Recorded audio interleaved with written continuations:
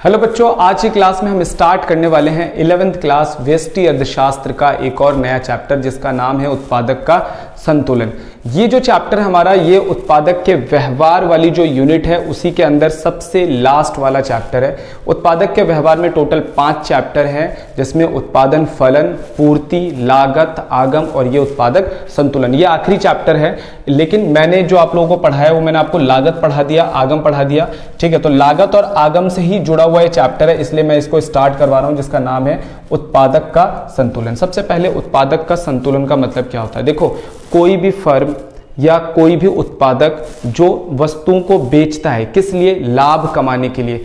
वो हर उत्पादक या हर फर्म ये चाहती है कि मैं मार्केट के अंदर अपनी वस्तु को बेचकर ज़्यादा से ज़्यादा प्रॉफिट यानी ज़्यादा से ज़्यादा लाभ कमाऊं, ठीक है। और जहां पर उनको सबसे ज़्यादा लाभ होता है वो इस स्थिति को चेंज नहीं करना चाहता, ठीक है। तो सबसे पहले हम उत्पादक संतुलन के अंदर एक उत्पादक संतुलन की डेफिनेशन क्या होती है उसे हम समझ लेते हैं। इससे अभिप्राय एक ऐसी स्थिति से होता है जहां उत्पादक या फर्म का लाभ अधिकतम होता है। कह रहे जहां पर भी किसी उत्पादक का लाभ अधिकतम होता है, जहां पर भी किसी उत्पादक या फर्म का लाभ अधिकतम होता है, उस स्थिति को हम लोग क्या कहते हैं? उत्पादक संतुलन कहते हैं। और कोई भी उत्पादक इस स्थिति को चेंज नहीं करना चाहता। भाई जाहिर सी बात है, अगर मैं उत्पादन करके 1,20,000 रुपए कमा रहा हूं तो क्या मैं 1,20,000 मेरा मैक्सिमम प्रॉफिट है, उससे ज्यादा उत्पादन करने पर मेरा प्रॉफिट गिर रहा है, तो क्या मैं वहां पर जाना चाहूंगा? मैं तो 1,20,000 अगर मेरा मैक्सिमम प्रॉफिट है तो मैं वहां पर रुक जाना चाहूंगा।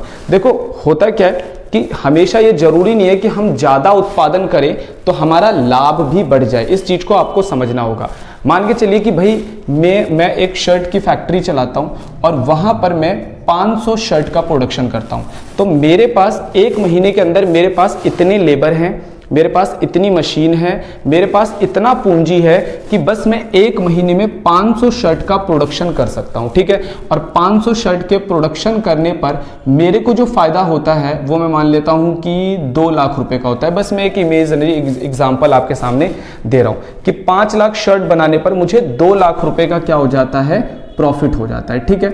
अब मेरी फर्म की जो कैपेसिटी है वो 500 शर्ट को सिलने की है। मेरे पास लेबर भी उतनी ही है, मेरे पास मशीन भी उतनी ही है। अब देखो मेरे पास ऑर्डर ज्यादा आ गया, मेरे पास आ गया 600 शर्ट का ऑर्डर। तो मैंने क्या करा? 600 शर्ट बनवाए। लेकिन इस 600 शर्ट को बनवाने के लिए मुझे मजदूरों को एक्स्ट्रा टाइम लगाना पड़ा, यानी कि ओवर टाइम। और आपको पता है कि ओवर टाइम में जो मजदूर होते हैं वो डबल पैसा लेते हैं। इसके अलावा मुझे मशीनों को बहुत ज्यादा यूज करना पड़ा। इसके अलावा बहुत सारे खर्चे मुझे एक्स्ट्रा करने पड़े। क्यों? क्योंकि मैंने 100 एक्स्ट्रा शर्ट का प्रोडक्शन करा जो मेरी कैपेसिटी से ज्यादा था। तो हुआ क्या कि मेरा प्रॉफिट 2 लाख से बढ़ने की जगह उल्टा 1,90,000 हो गया। क्यों हुआ ऐसा? देखो ऐसा हो जाता है कि प्रोडक्शन बढ़ने पर उल्टा आपका प्रॉफिट बढ़ेगा नहीं, घट जाएगा। जैसे मैंने वो एग्जांपल दिया कि मेरी फर्म की जो कैपेसिटी है, मेरे पास सिर्फ इतने लेबर हैं कि मैं 500 शर्ट बना सकता हूं, तो मेरा प्रॉफिट हो जाता है 2 लाख रुपए। बस ये मेरी मैक्सिमम कैपेसिटी है। लेकिन मेरे पास ऑर्डर आ गया 600 शर्ट का और मैंने कोशिश करी कि मैं 600 शर्ट बनवाऊं। तो मुझे क्या करना पड़ा? मेरे पास अब लेबर, जल्दी तो लेबर मिलते नहीं है, तो मैंने उन्हीं लेबर से ज्यादा ओवर टाइम लगवाया। क्योंकि अगर मैं एक्स्ट्रा लेबर भी लेकर आता हूं मान के चलो, तो मेरे पास एक्स्ट्रा मशीन नहीं है, फिर मुझे मशीन खरीदनी पड़ेगी। अभी मेरे पास मान लो इतने पैसे नहीं है, तो मैंने उन्हीं लेबर को बोला भाई आप डबल काम करो। और ओवर टाइम में आपको पता है वो अपनी सैलरी से डबल पैसा ले रहे हैं। तो इतना मेरा खर्चा हो गया कि उल्टा मुझे प्रॉफिट होने की जगह मुझे क्या होने लगा? नुकसान होने लगा, उल्टा मेरा प्रॉफिट गिरने लगा। तो आप सभी बच्चों के दिमाग में एक बात तो ये चीज बिल्कुल गौर से होनी चाहिए कि ये जरूरी नहीं है कि प्रोडक्शन बढ़ाने पर हमारा प्रॉफिट बढ़ जाए। प्रोडक्शन बढ़ाने पर कई बार प्रॉफिट गिर भी जाता है। बस वहीं पर किसी भी उत्पादक या फर्म को रुक जाना चाहिए जहां पर उसका प्रोडक्शन बढ़ाने से अगर उसका प्रॉफिट गिरने लग जाए तो ये एक उत्पादक के लिए संकेत है कि वहीं पर उसका मैक्सिमम प्रॉफिट है, उसे रुक जाना चाहिए। इसी को कहते हैं उत्पादक संतुलन। तो मेरी स्थिति में एक उत्पादक 500 इकाई पर संतुलन में, जहां पर उसे 2 लाख का प्रॉफिट होता है, अगर वो उससे ज्यादा उत्पादन करेगा तो उसका लाभ क्या होने लग जाएगा? गिरने लग जाएगा। तो ये बात सभी बच्चों को समझ में आ गया होगा। अब सारे बच्चे समझेंगे उत्पादक संतुलन की विधियां। भाई उत्पादक संतुलन निकालने के कितने तरीके होते हैं? देखो मैंने आपको ये तो बता दिया कि एक उत्पादक वहां जहां पर अधिकतम लाभ कमाता है वो वहां पर रुकना चाहता है, लेकिन सबसे जरूरी बात यह कि हम ये चीज कैसे ज्ञात करेंगे कि कोई उत्पादक अधिकतम लाभ पर कैसे पहुंचता है। तो देखो अर्थशास्त्र में हमारे पास दो विधियां हमारे को दी गई है कि कोई उत्पादक अधिकतम लाभ पर कैसे पहुंचता है।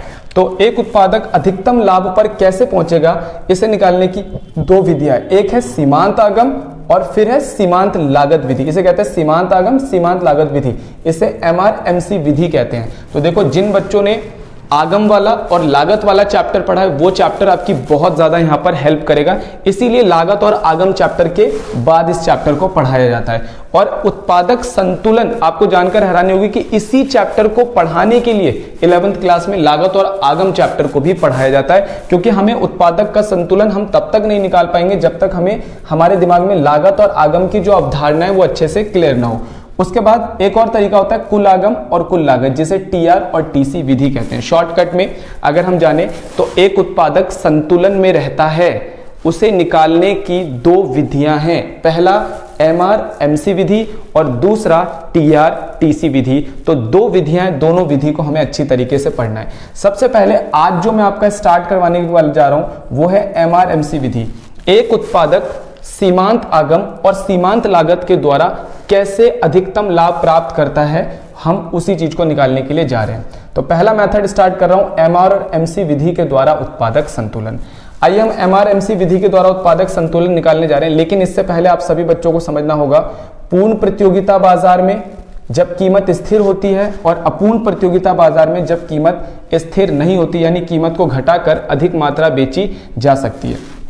देखो मैंने आपको बताया एक उत्पादक संतुलन में कब आता है, इसे निकालने की दो विधियां हैं, एक MRMC विधि और दूसरा TR TC विधि। तो पहले हम MRMC विधि पर रहते हैं। देखो MRMC विधि मैंने आपको वहां पर भी समझाया था। MRMC अगर हम देखें तो दो बाजार, MR आपको मैंने दो बाजार में समझाया था, एक पूर्ण प्रतियोगिता और एक अपूर्ण प्रतियोगिता। मैं कहता हूं ये बातें अभी छोड़ो, आपको बस इतना याद रखना है कि अगर आप किसी उत्पादक के बारे में ये निकालना चाहते हो कि वो उत्पादक कहां पर संतुलन में है, तो सबसे पहले आपको यह समझना पड़ेगा कि वो उत्पादक किस बाजार का है, वो पूर्ण प्रतियोगिता बाजार का है या अपूर्ण प्रतियोगिता। मैंने आप लोगों को बताया था लास्ट क्लास में कि भाई बाजार में दो तरीके की दुकान होती है, एक ऐसी दुकान जहां पर कीमतें स्थिर होती है, जैसे हम लोग कहते हैं पूर्ण प्रतियोगिता बाजार।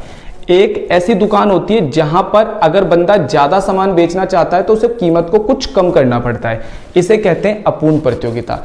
अगर आपको यह निकालना है कि उत्पादक कहां पर संतुलन में है, तो पहले आपको अपने दिमाग में यह बात क्लियर करनी पड़ेगी कि वो उत्पादक है कहां का, वो पूर्ण प्रतियोगिता बाजार का उत्पादक है या फिर वो अपूर्ण प्रतियोगिता बाजार का उत्पादक है। तो मैं आपको दोनों बाजार के अंदर समझा दे रहा हूं, बस याद क्या रखना है, पूर्ण प्रतियोगिता में कीमत एक जैसी होती है और अपूर्ण प्रतियोगिता में कीमत को कम करके ज्यादा सामान बेचा जा सकता है। तो एक एक करके हम सारे बाजार में देखते हैं। देखिए जब ये एग्जाम के अंदर ये क्वेश्चन आता है तो एग्जाम के अंदर ही सीधा ये एग्जाम में 4 नंबर 5 नंबर या 6 नंबर का आता है, तो उसे लिखने के क्या स्टेप है सारे बच्चे समझे।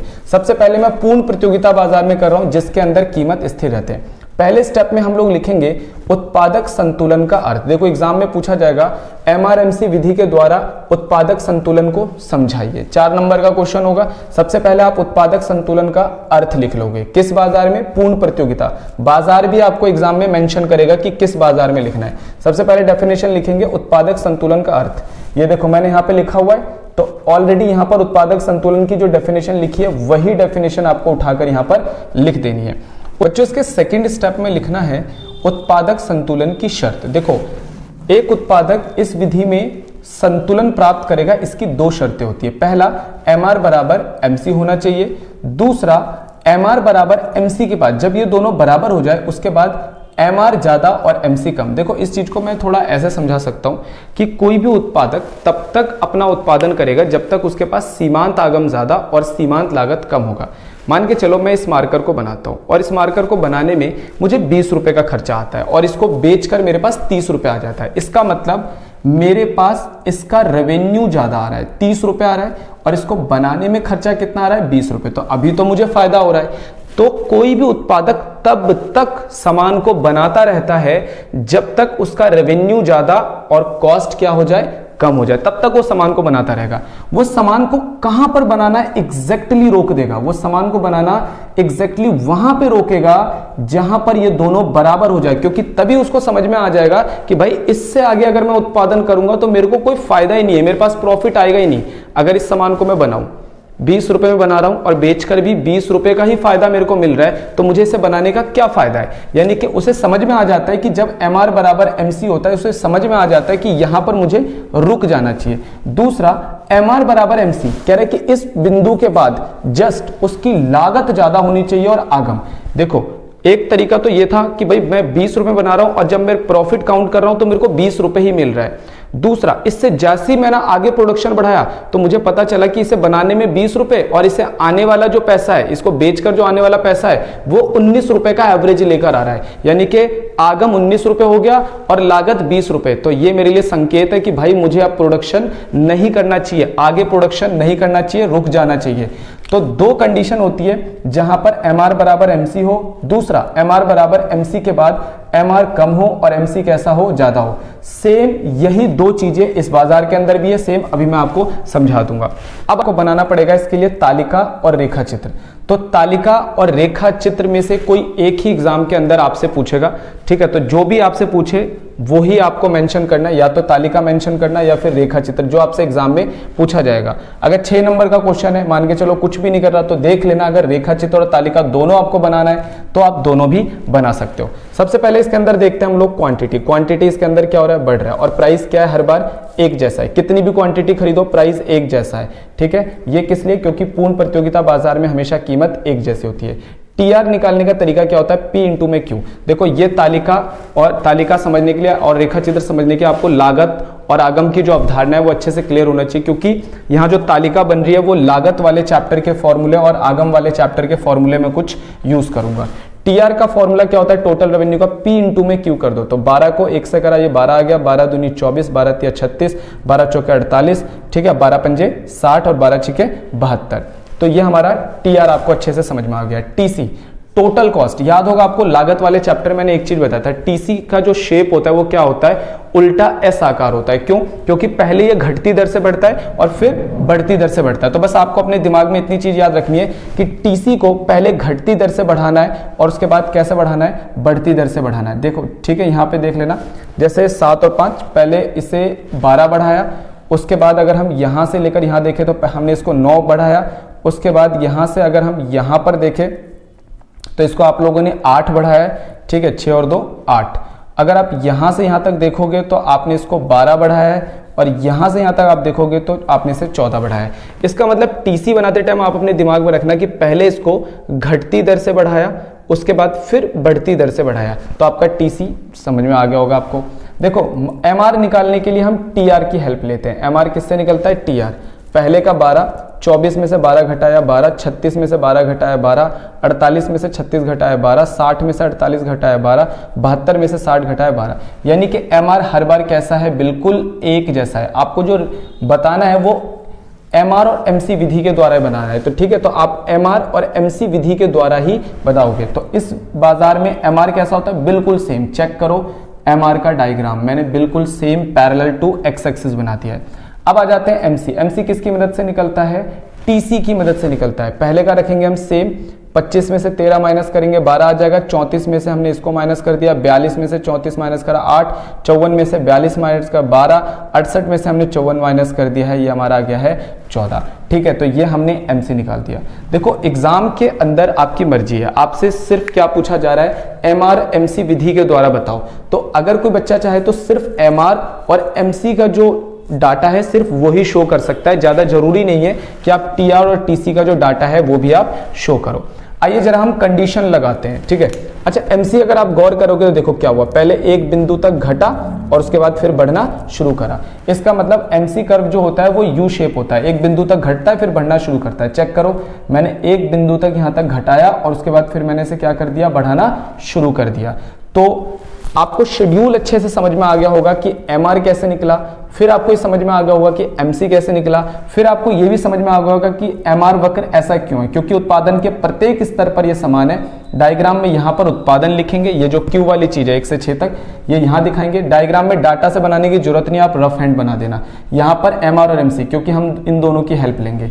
तो एमसी कर्व एक बिंदु तक घटा और उसके बाद बढ़ना शुरू हो गया। तो आपको ये चीज क्लियर हो गया होगा कि एमआर कैसा आया, एमसी कैसा आया और ये जो डायग्राम है ये बना कैसे।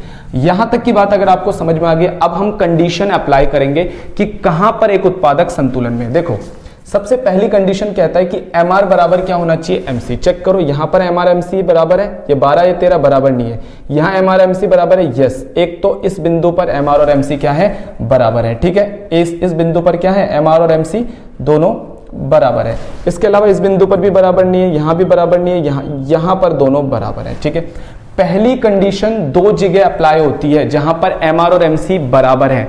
कहां कहां पर, एक दूसरी यूनिट पर और 5वीं यूनिट पर, एक दूसरी यूनिट पर और एक 5वीं यूनिट पर, दोनों कैसे हैं, बराबर है। उसके बाद क्या कहता है दूसरी कंडीशन, एमआर एमसी जब बराबर हो जाए तो एमआर कम और एमसी ज्यादा होना चाहिए। चेक करिए यहां पर एमआर एमसी बराबर है, उसके जस्ट बाद एमसी ज्यादा होना चाहिए और एमआर कम होना चाहिए, लेकिन यहां पर तो उल्टा हो गया। इसका मतलब दूसरी कंडीशन यहां पर फेल है, दूसरी कंडीशन यहां फेल है। अब जब यहां पर अप्लाई करते हैं, देखो यहां पर एमआर बराबर एमसी है, पहली कंडीशन फुलफिल हो गई। दूसरा यहां पर बोल रहा है एमआर बराबर एमसी के बाद एमआर की वैल्यू कम होनी चाहिए और एमसी की वैल्यू ज्यादा होनी चाहिए। चेक करो यहां पर एमआर कम है और एमसी ज्यादा है, इसका मतलब यहां पर एमआर और एमसी बराबर है और इससे ज्यादा उत्पादन करने पर लागत अधिक हो रही है और आगम कम आ रहा है। एक उत्पादक को यहीं पर अपना उत्पादन बंद कर देना चाहिए, अर्थात उत्पादन कहां पर रुक जाएगा, 5वीं इकाई पर। एक उत्पादक 5वीं इकाई पर संतुलन प्राप्त करेगा। तो यह चीज मैंने आपको समझा दिया है तालिका की मदद से भी और रेखा चित्र की मदद से भी। उसके बाद नीचे ना कुछ एक्सप्लेनेशन लिखनी है। देखो अगर आपका क्वेश्चन मान के चलो तालिका की मदद से आ रहा है तो सबसे पहले आप उत्पादक संतुलन का अर्थ लिखोगे, फिर ये दोनों शर्तें लिखोगे, उसके बाद ये तालिका बनाओगे और तालिका के बारे में नीचे लिखना है। क्या लिखना है कि भाई हमने एमआर जो कि पूर्ण प्रतियोगिता बाजार में एक समान होता है, एमसी जो होता है वो कैसा होता है, एक बिंदु तक घटता है उसके बाद बढ़ना शुरू कर देता है। एमआर और एमसी 5वीं इकाई पर बराबर है और उसके बाद उत्पादन आगे बढ़ाने पर एमसी जो है वो ज्यादा हो रहा है और एमआर क्या हो रहा है, कम हो रहा है। बस यही चीज आपको यहां पर लाइंस में लिख देनी है, एक्सप्लेन कर देनी है। अर्थात उत्पादक 5वीं इकाई पर संतुलन प्राप्त करेगा क्योंकि यहां पर उत्पादक संतुलन की दोनों शर्तें पूरी हो जाती है। तो ये लाइन आपको बनाकर थोड़ी सी लिखनी पड़ेगी। अगर यही चीज रेखा चित्र से आ जाए तो देखो कहां कहां पर, मैंने बोला था आपको जब 2 रेखाएं एक दूसरे को प्रतिच्छेद करती है तो वहां बराबर होती है। ये एमआर और ये रहा एमसी। आर बिंदु पर एमआर बराबर क्या है, एमसी है। ये के बिंदु पर भी क्या है, एमआर बराबर है एमसी है। लेकिन अब 2 जगह ये बराबर है तो सवाल ये है कि उत्पादक कहां पर संतुलन में प्राप्त करेगा। देखो अगर मैं इसके जस्ट बाद चेक करता हूं, पहली कंडीशन एमआर बराबर एमसी यहां पे फुलफिल हो गई, लेकिन उसके बाद इस एरिया में चेक करो, एमसी क्या हो गया नीचे और एमआर क्या हो गया ऊपर। यानी इस एरिया में अगर हम बात करें, ये वाला जो एरिया है यहां पर क्या है, यहां पर एमआर कैसा है, यहां पर एमआर ज्यादा है और एमसी कम है, यानी कि यहां पर रेवेन्यू ज्यादा और कॉस्ट कम है। तो उत्पादक यहां पर संतुलन में नहीं है, उत्पादक अभी और उत्पादन करेगा क्योंकि प्रॉफिट बढ़ रहा है। इसका मतलब उत्पादक यहां पर नहीं रुकेगा। अब आइए इस पर अप्लाई करते हैं। देखो यहां एमआर बराबर एमसी और इस एरिया में क्या है, इस एरिया में एमआर ज्यादा हो, सॉरी इस एरिया में एमसी ज्यादा हो गया। चेक कर सकते हो ये वाला जो एरिया इसमें क्या है, एमसी ज्यादा है और एमआर कैसा है, कम है। इसका मतलब उत्पादक यहां पर संतुलन में है के बिंदु पर, और यहां पर वो कितना उत्पादन करेगा चेक कर सकते हो, ओ से लेकर क्यू तक उत्पादन करेगा। तो यही चीज आपको अच्छी तरीके से समझनी है। तो रेखा चित्र में क्या लिखेंगे, रेखा चित्र के अनुसार एक्स अक्ष पे उत्पादन दिखाया, वाई अक्ष पे हमने एमआर और एमसी को दर्शाया। ठीक है, एमआर वक्र जो होता है वो एक्स अक्ष के समानांतर होता है क्योंकि उत्पादन के प्रत्येक स्तर पर यह समान होता है, और एमसी वक्र जो होता है वो एक बिंदु तक घटता है उसके बाद बढ़ना शुरू कर देता है। एमआर और एमसी वक्र एक दूसरे को 2 बिंदुओं पर काटते हैं, एक आर बिंदु पर और के बिंदु पर, परंतु के बिंदु पर उत्पादक संतुलन की दोनों शर्तें पूरी हो जाती हैं, इसलिए उत्पादक यहां पर संतुलन में रहता है। बस ये लाइनें आपको जो आपने डायग्राम बनाया है उस डायग्राम को एक्सप्लेन कर देना है। ये पूरा आपको 4 नंबर, 5 नंबर, 6 नंबर, जितने का भी आएगा आपको पूरे नंबर यहाँ पर मिल जाएंगे। उसके बाद आ जाते हैं हम दूसरे बाजार पे। इस बाजार की खासियत क्या है, यहाँ पर कीमत कम करके उत्पादन ज्यादा बेच सकते हैं। पहले दो स्टेप तो बिल्कुल सेम है। देखो यहाँ पर भी उत्पादक, अगर मान के चलो आपके एग्जाम में आ गया कि MRMC विधि के द्वारा उत्पादक संतुलन को समझाइए, किस बाजार के अंदर, अपूर्ण प्रतियोगिता बाजार या ऐसे बाजार जहां अधिक उत्पादन बेचने के लिए कीमत को कम करना पड़ता है। तो पहला स्टेप बिल्कुल सेम है, दूसरा स्टेप भी सेम है, कंडीशन बिल्कुल सेम है। ठीक है, इसे थोड़ा सा मैं रफ कर देता हूं। उसके बाद आ जाते हैं हम लोग तालिका और रेखा चित्र। तालिका और रेखा चित्र में से कोई एक बनाना है। एग्जाम के अंदर जो मेंशन हो वही बनाना। अगर मेंशन नहीं है, 6 नंबर का है तो दोनों बना लेना, जो आपको जैसा ठीक लगे। रेखा चित्र से दिखाना है, रेखा चित्र से दिखा देना। ये देखो क्वांटिटी क्या हो रहा है, बढ़ रहा है, तो आपको प्राइस क्या करना पड़ेगा, कम। मैंने भी कोई भी एक प्राइस मान लिया 8, 7, 6, 5, 4, यानी प्राइस को मैंने क्या करा है, कम करा है। TR निकालने का फॉर्मूला क्या है, P इंटू में Q। 8 एकम 8, 7 दूनी 14, ठीक है, 6 3 18, इस तरीके से इंटू करके निकाल लिया। TC निकालने का तरीका क्या है, पहले कोई एक नंबर ले लो, ठीक है, पहले घटती दर से उसके बाद बढ़ती दर से दर्शा दो। तो 6, 11, 15, 20, 26, ठीक है। TR हो गया, TC हो गया। TR की मदद से क्या निकलता है, MR। पहले का सेम, माइनस करा 6, 18 में से 14 माइनस करा, 20 में से 18 माइनस करा, 20 में से 20 माइनस करा, 0। TC से क्या निकल जाता है, MC। पहले का सेम, ठीक है, 11 में से 6 माइनस करा, आपका आ गया 5, 15 में से 4 माइनस करा, 20 में से 15 माइनस करा, 26 में से 20 माइनस करा, 6। ठीक है, अब हमारे को देखना है कि कहां पर उत्पादक संतुलन में रहेगा। देखो उत्पादक वहां संतुलन में जहां पर MR बराबर MC, कहीं पर है, देखो यहां बराबर नहीं है, यहां भी नहीं है, यहां पर दोनों बराबर में है, यानी यहां पर MR भी वही है और MC भी वही है। उसके बाद क्या है, MR ज्यादा होना चाहिए और MC क्या होना चाहिए, कम होना चाहिए। उसके जस्ट बाद चेक करो सारे बच्चे, उसके जस्ट बाद MC ज्यादा होना चाहिए, देखो ज्यादा है, और MR कम है। ठीक है, तो यहां पर दोनों कंडीशन फुलफिल हो रही है। किस इकाई पर, तीसरी इकाई पे, अर्थात उत्पादक तीसरी इकाई पर किस में है, संतुलन में है। अगर आप चेक करोगे डायग्राम में, तो चेक करो, मैंने डायग्राम में MR को लगातार गिराया है, आप चेक भी कर सकते हो, MR लगातार गिरता है, 0 पहुंचता है। अगर आप थोड़ा और आगे जाओगे तो नेगेटिव भी चला जाएगा, इसलिए मैंने देखो MR को नेगेटिव भी शो कर ही दिया। उसके बाद MC कर्व पहले घटता है, उसके बाद फिर बढ़ना शुरू करता है। चेक करो, पहले घटाया, उसके बाद मैंने बढ़ना शुरू कर दिया। 2 बिंदु पर ये एक दूसरे को प्रतिच्छेद करता है। यहां पर अगर मैं बात करूं तो दोनों, यहां पर MR बराबर MC है, लेकिन इसके जस्ट बाद चेक करो, MR ऊपर है और MC कम है, यानी कि ये वाला जो एरिया है ये शो करता है कि MR यहाँ पर ज्यादा है और MC कम है। तो उत्पादक संतुलन नहीं है, क्योंकि एक कंडीशन तो फुलफिल हो गई, लेकिन दूसरी कंडीशन क्या है, उसके बाद MR कम होना चाहिए। यहाँ पर तो MR ज्यादा है, इसका मतलब अभी तो उत्पादक लाभ कमा रहा है, वो रुकेगा नहीं। इस बिंदु पर चेक करो, यहाँ पर MR बराबर MC है, और उसके बाद इस एरिया में क्या हुआ, MR क्या हो गया, गिर गया, MR गिर गया और MC कैसा हो गया, उससे ऊपर चला गया, यानी कि ज्यादा हो गया। तो B बिंदु पर वो उत्पादक संतुलन में। तो तालिका के अनुसार, यही जो तालिका आपने बनाया है, तो हम क्या लिखेंगे कि इसके अंदर जो MR है वो लगातार गिरता है, 0 पहुंचकर ऋणात्मक हो जाता है। MC जो है वो भी क्या होता है, एक बिंदु तक घटता है, उसके बाद बढ़ना शुरू कर देता है। ठीक है, तो आप तालिका के अनुसार लिखोगे। फिर तीसरी इकाई पर MR बराबर MC है, यहां पर उत्पादक संतुलन की दोनों शर्तें पूरी होती है, यहीं पर उत्पादक संतुलन प्राप्त करेगा, अर्थात वो 3 इकाइयों का उत्पादन करके रुक जाएगा। सेम यही चीज आप डायग्राम से, आपने एक्स एक्सिस पे क्या दिखाया, वाई एक्सिस पे आपने क्या दिखाया, MR लगातार गिरता है, ऋणात्मक हो जाता है, MC वक्र जो होता है एक बिंदु तक गिर के बढ़ना शुरू करता है।